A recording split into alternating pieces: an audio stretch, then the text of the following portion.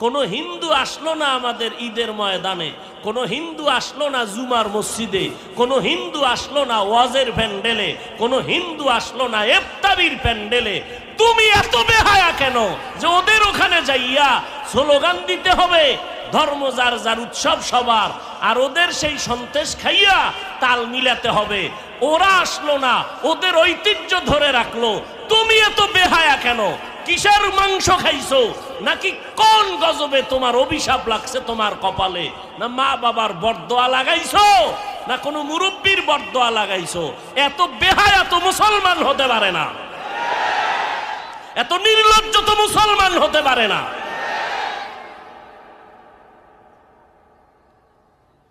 হিন্দুদের মধ্যে, বৌদ্ধদের মধ্যে, এহুদি খ্রিস্টানের মধ্যে আব্দুর রহমান নামে কেউ আছে? রহিমা নামে কোনো মেয়ে আছে? তুমি মুসলমানের বাচ্চার ঘরে ঘরে বেঈমানের নাম কেন? কি ওরা একটু পারলো না যে আমার মাইয়া ভোলার নাম রহিমা রাখি, আব্দুর রহমান রাখি? তুমি যে ওদের নাম দিয়া দিলা হৃদয়, ওদের নাম রাখলা নদী, সাগর, তুফান, বৃষ্টি। হাসো কেন? ওই যে লজ্জা নাই, এই জন্য হাসে। লজ্জা নাই? ১৫০০ বছর আগে রসুল বলে গেছেন যার লজ্জা নাই তার ইমান নাই।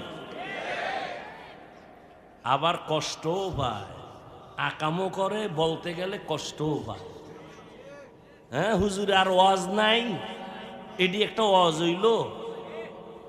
এটা একটা ওয়াজ হইল? আর কোনো ওয়াজ নাই? এত সুন্দর তুমি আমার বুদ্ধি দাও, তুমি 5 মিনিট ওয়াজ করো। অথচ রসুলের সহিহ হাদিস, কিয়ামতের দিন একটা নাম যদি ইসলামী লাইনে থাকে আর কোনো আমল নাই, আল্লাহ বলবে এই নামের উসিলায় জান্নাতে নিয়ে যাও।